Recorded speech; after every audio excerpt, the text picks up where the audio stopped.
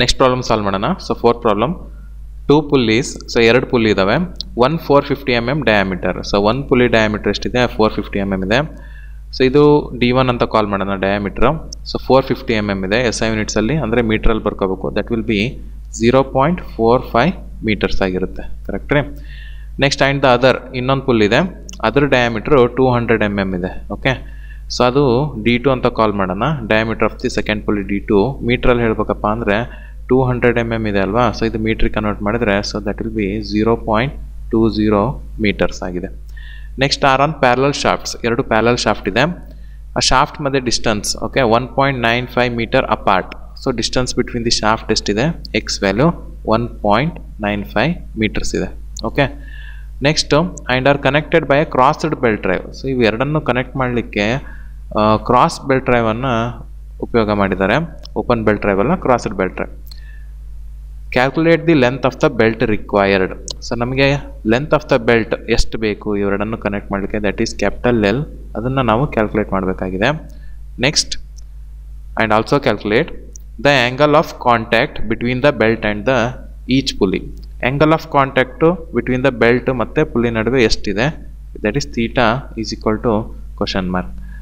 Next what power can be transmitted by the belt. So ಎಷ್ಟು ಪವರನ್ನು transmit ಮಾಡ್ಬೋದು ಈ ಒಂದು belt drive, P is equal to question mark. Okay, when the larger pulley rotates at 200 RPM revolution per minute.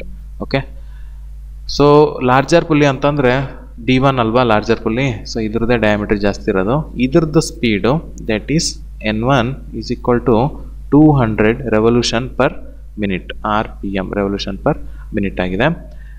If the maximum permissible tension in the belt is 1 kN. Maximum permissible tension capital T ಎಷ್ಟಿದೆ, 1 kN ಇದೆ.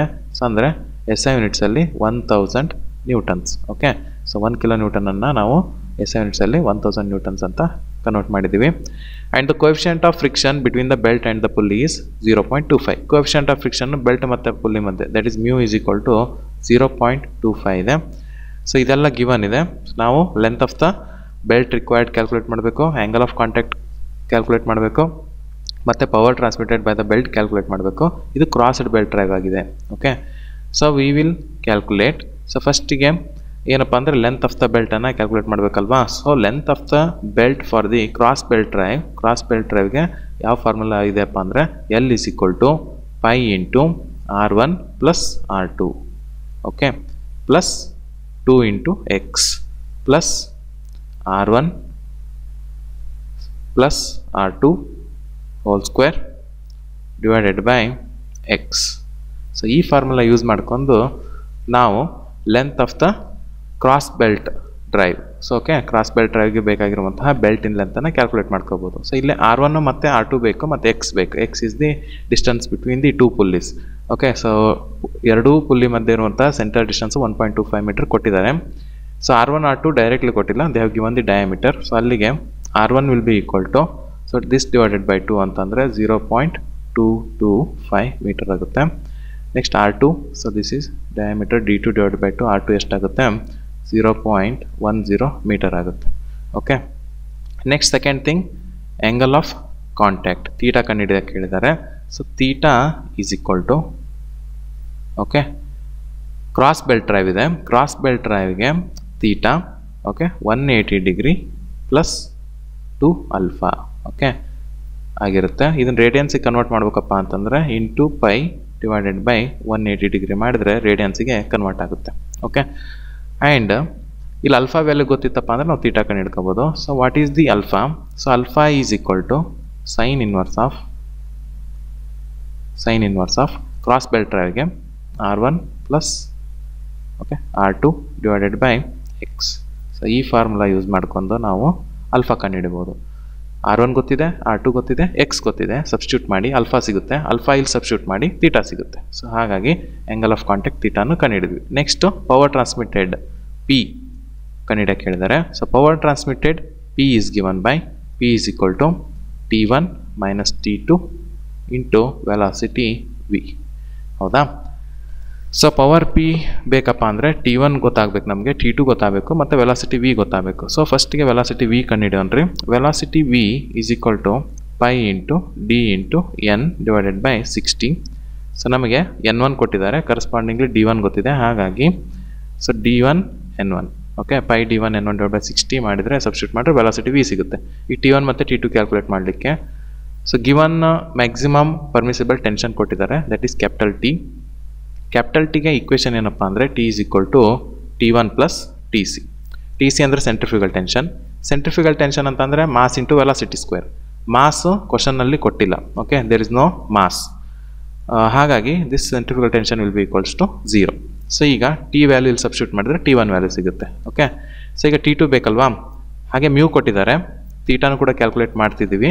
So ಹಾಗಾಗಿ ratio between the driving tensions T1 by T2 is equal to e raise to mu theta. ಈ equation ಕೂಡ ನಮ್ಗೆ ಗೊತ್ತಿದೆ. T1 ಮೇಲ್ಗಡೆ ಕಂಡು ಹಿಡಿತಿದ್ದೀವಿ, ಅದನ್ನು ಸಬ್ಸ್ಟಿಟ್ಯೂಟ್ ಮಾಡಿ ಮ್ಯೂ ತೀಟಾ ಸಬ್ಸ್ಟಿಟ್ಯೂಟ್ ಮಾಡಿದರೆ T2 ಸಿಗುತ್ತೆ, ಓಕೆ. ಸೊ ಈಗ T1 ಸಿಕ್ಕಿದೆ, T2 ಸಿಕ್ಕಿದೆ, ವಿ ಸಿಕ್ಕಿದೆ, ಇವೆಲ್ಲ ಸಬ್ಸ್ಟಿಟ್ಯೂಟ್ ಮಾಡಿದರೆ ಪವರ್ ಸಿಗುತ್ತೆ. ಸೊ ಫಸ್ಟ್ ಸ್ಟೆಪ್ ಏನಪ್ಪ ಅಂತಂದರೆ ಲೆಂತ್ ಆಫ್ ದ ಬೆಲ್ಟನ್ನು ಕಂಡುಹಿಡಿಯೋದು ಎಲ್ಲೋ. ಸೆಕೆಂಡ್ ಸ್ಟೆಪ್ ಸೊ ಅಲ್ಫಾ ಕಂಡುಹಿಡಿತೀವಿ, ಓಕೆ. ಅಲ್ಫಾನ ಇಲ್ಲಿ ಸಬ್ಸ್ಟಿಟ್ಯೂಟ್ ಮಾಡಿದರೆ ದಿಸ್ ವಿಲ್ ಬಿ ಥರ್ಡ್ ಸ್ಟೆಪ್ಪಲ್ಲಿ ತೀಟಾ ಸಿಗುತ್ತೆ. ನೆಕ್ಸ್ಟು ಫೋರ್ತ್ ಸ್ಟೆಪ್ಪಲ್ಲಿ ವೆಲಾಸಿಟಿ ವಿ ಕಂಡುಹಿಡಿತೀವಿ, D1 N1 ಸಬ್ಸ್ಟಿಟ್ಯೂಟ್ ಮಾಡಿಬಿಟ್ಟು ಈ ಈಕ್ವೇಷನಲ್ಲಿ, ಹಾಗೆ ಇಲ್ಲೇ ಟಿ ಸಬ್ಸ್ಟಿಟ್ಯೂಟ್ ಮಾಡಿಬಿಟ್ಟು T1 ಕಂಡುಹಿಡಿತೀವಿ. ನೆಕ್ಸ್ಟ್ ಸ್ಟೆಪ್ಪಲ್ಲಿ T1 ಇಲ್ಲಿ ಸಬ್ಸ್ಟಿಟ್ಯೂಟ್ ಮಾಡಿ ಮ್ಯೂ ತೀಟಾ ವ್ಯಾಲ್ಯೂ ಸಬ್ಸ್ಟಿಟ್ಯೂಟ್ ಮಾಡಿ 6 ಸ್ಟೆಪ್ಪಲ್ಲಿ we are going to determine the value of T2.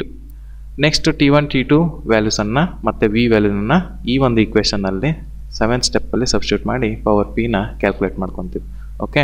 So ಈಗ ಇದನ್ನು ಯಾವ ರೀತಿ ಸಾಲ್ವ್ ಮಾಡೋದಂತ ನೋಡೋಣ. ಇನಿಷಿಯಲ್ ಆಗಿ ಲೆಂತ್ ಕಂಡುಹಿಡಬೇಕಲ್ವಾ, ಸೊ ಈ ಒಂದು ಈಕ್ವೇಷನಲ್ಲಿ ಎಲ್ಲ ವ್ಯಾಲ್ಯೂಸನ್ನು ಸಬ್ಸ್ಟಿಟ್ಯೂಟ್ ಮಾಡ್ತಾ ಇದ್ದೀನಿ. So that will be equal to so pi into so R1 value ಎಷ್ಟಿದೆ ಅಂದರೆ 0.225 plus R2 value 0.10 plus 2 into x value 1.95 metres plus R1 plus R2 ಅಂದರೆ 0.225 plus 0.10 whole square divided by x ಅಂತ ಅಂದರೆ 1.95 metres. ಇದನ್ನು calculate ಮಾಡಿದರೆ will ಗೆ obtain the value of the length of the belt. So calculate ಮಾಡೋಣ ಇಲ್ಲೇ, okay. So ಇಲ್ಲೇ ಫಸ್ಟಿಗೆ ಇವೆರಡನ್ನು ಆ್ಯಡ್ ಮಾಡ್ತಿದ್ದೀನಿ. 0.225 ಪ್ಲಸ್ 0.10 ಮಾಡಿದರೆ 0.325 ಬರುತ್ತೆ. 0.325 into pi into shift pi is equal to so answer shift store A. ಈ ಒಂದು ವ್ಯಾಲ್ಯೂನ ಎಗೆ ಸ್ಟೋರ್ ಮಾಡಿದ್ದೀನಿ, ಇದನ್ನು ಕ್ಯಾಲ್ಕುಲೇಟ್ ಮಾಡ್ಕೊತೀನಿ ಈಗ. 2 into 1.95 so that is equal to answer shift store B. ಈ ಒಂದು ವ್ಯಾಲ್ಯೂನ ಬಿ ಅಲ್ಲಿ ಸ್ಟೋರ್ ಮಾಡಿದ್ದೀನಿ, ಈಗ ಇದನ್ನು ಕ್ಯಾಲ್ಕುಲೇಟ್ ಮಾಡ್ತೀನಿ. ಸೊ ಆಗಲೇ ಆ್ಯಡ್ ಮಾಡಿದಂಗೆ 0.225 ಪ್ಲಸ್ 0.10 ಅಂತ ಅಂದರೆ 0.325 ಸ್ಕ್ವೇರ್, ಅದರ square, okay, is equal to divided by 1.95 that is equal to answer shift store C. ಇದನ್ನು ಸಿ ಅಲ್ಲಿ ಸ್ಟೋರ್ ಮಾಡಿದ್ದೀನಿ.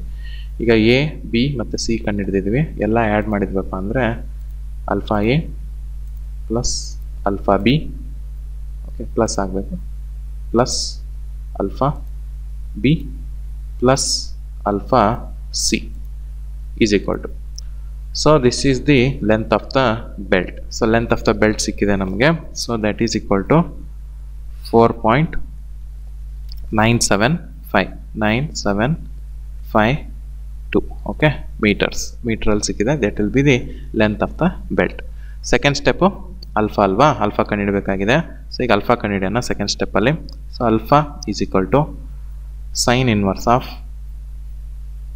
R1 plus R2 divided by x. Substitute ಮಾಡ್ತಿದ್ದೀನಿ. Sine inverse of R1 value ಎಷ್ಟಿದೆ ಅಂದರೆ 0.225 ಇದೆ. 0.225 ಪ್ಲಸ್ R2 ವ್ಯಾಲ್ಯೂ 0.10 ಇದೆ. 0.10 whole divided by x 1.95 ಇದೆ. Okay, so ಇದನ್ನು ಸಬ್ಸ್ಟಿಟ್ಯೂಟ್ ಮಾಡೋಣ. ಸೊ ಇದಕ್ಕೆ ಎಷ್ಟು ವ್ಯಾಲ್ಯೂ ಬರುತ್ತೆ ಅಂತ ಕ್ಯಾಲ್ಕುಲೇಟ್ ಮಾಡಿ ನೋಡೋಣ ರೀ. ಓಕೆ, 0.225 325. ಓಕೆ, ಇವೆರಡನ್ನೇ ಆ್ಯಡ್ ಮಾಡಿದರೆ that is equal divided by 1.95 that is equal to. So ಇದ್ರ ಇನ್ಸೈಡ್ ವ್ಯಾಲ್ಯೂ ಸಿಕ್ಕಿದೆ.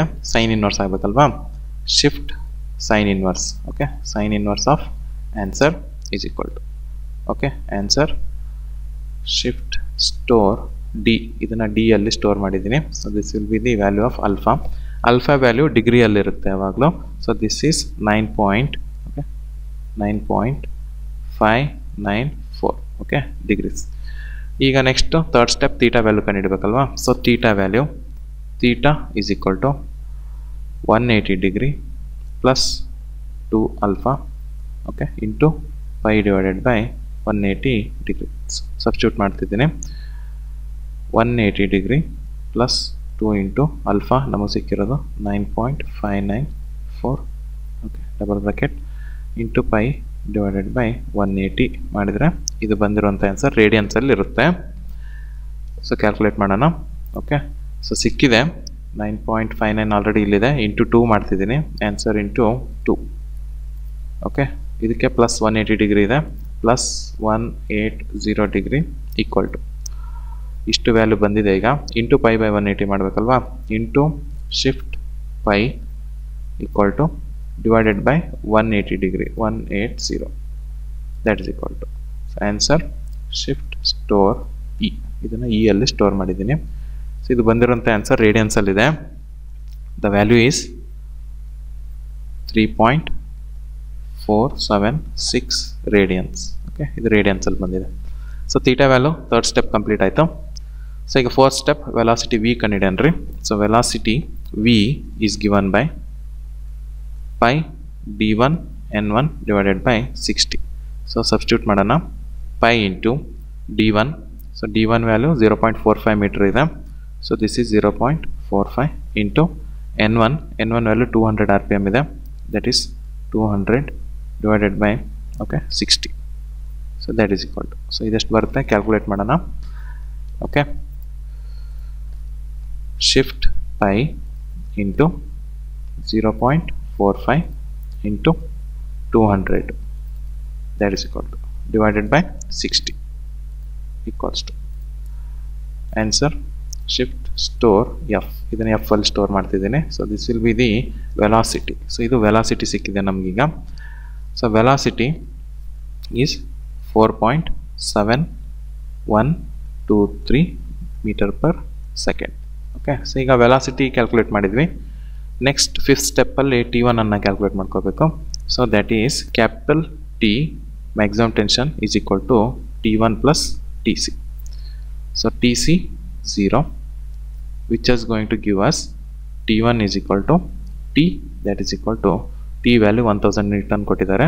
1000 ನ್ಯೂಟನ್ಸ್. ಓಕೆ, ಈಗ ಸಿಕ್ಸ್ ಸ್ಟೆಪ್ T2 ಕ್ಯಾಲ್ಕುಲೇಟ್ ಮಾಡ್ಕೋಬೇಕು.